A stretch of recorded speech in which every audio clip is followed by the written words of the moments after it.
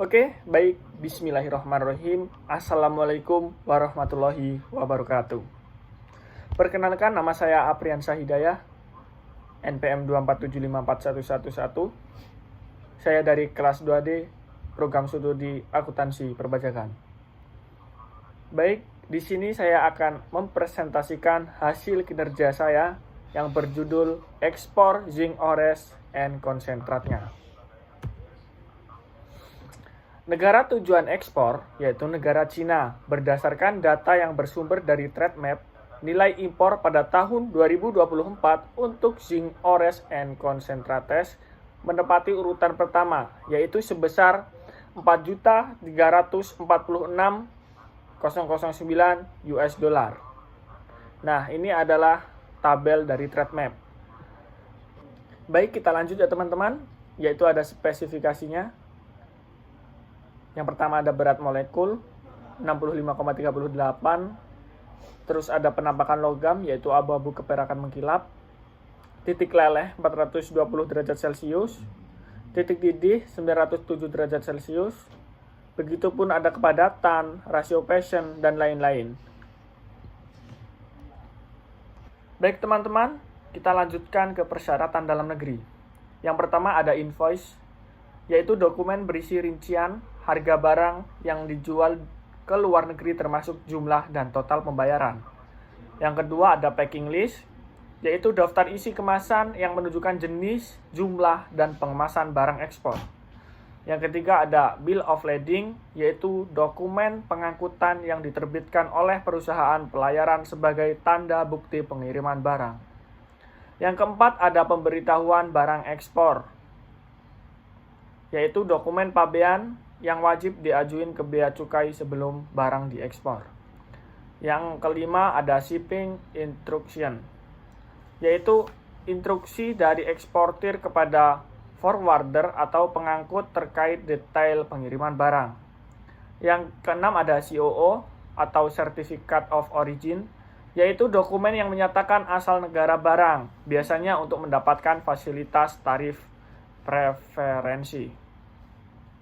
Yang ketujuh ada Certificate of Analysis, yaitu dokumen laboratorium yang menunjukkan hasil uji atau kualitas barang, misalnya untuk produk kimia ataupun makanan.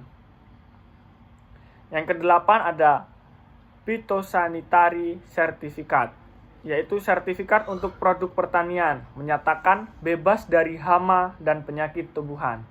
Yang terakhir ada Fumigation Certificate, yaitu bukti bahwa barang atau kemasan kayu telah difumigasi untuk membunuh hama sebelum dikirim. Oke, kita lanjut lagi ke persyaratan luar negeri.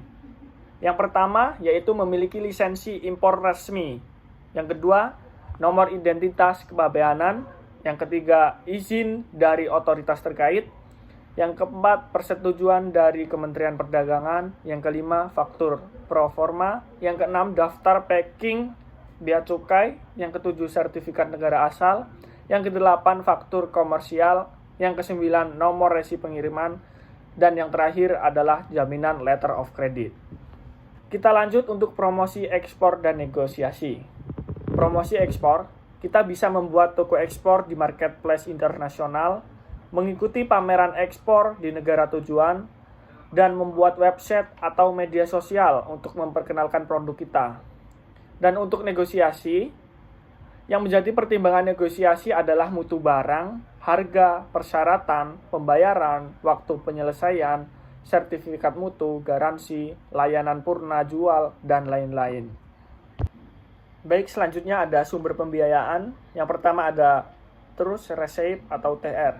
Fasilitas pembiayaan dari bank kepada importir untuk membayar barang yang sudah diterima, dengan janji akan membayar kembali setelah barang dijual. Yang kedua ada bank guarante, yaitu jaminan dari bank kepada pihak ketiga, biasanya supplier, bahwa bank akan membayar jika pihak pembeli gagal memenuhi kewajiban. Yang ketiga ada supplier credit, yaitu pembiayaan yang diberikan langsung oleh supplier kepada pembeli, di mana pembayaran dilakukan secara bertahap atau ditunda. Yang keempat ada pembiayaan dari multifinance, yaitu pembiayaan dari perusahaan pembiayaan non-bank untuk mendukung kebutuhan bisnis seperti modal kerja atau pembelian aset.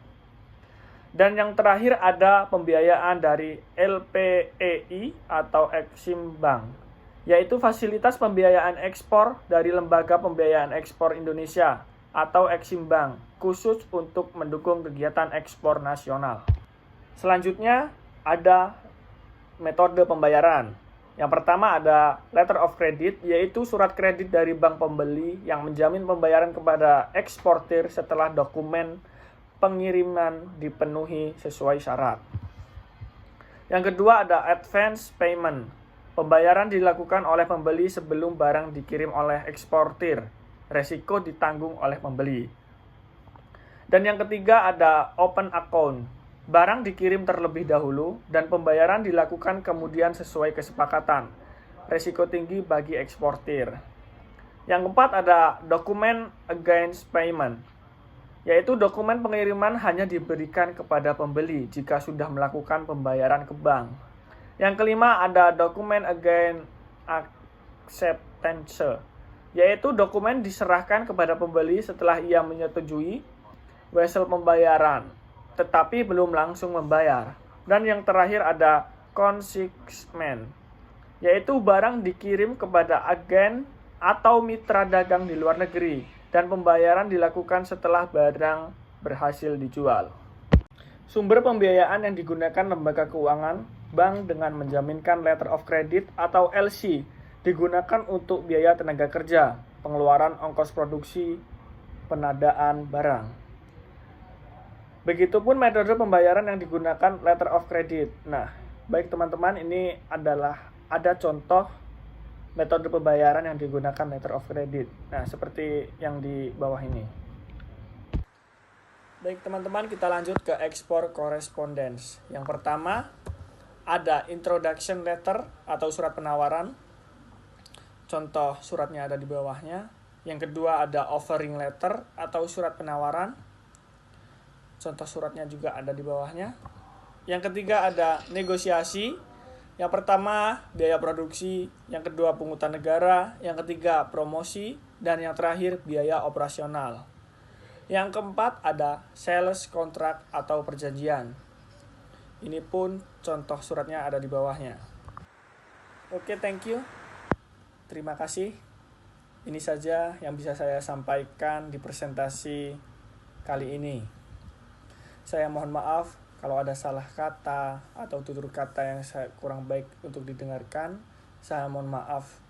Wabillahi taufiq wal hidayah. Wassalamualaikum warahmatullahi wabarakatuh.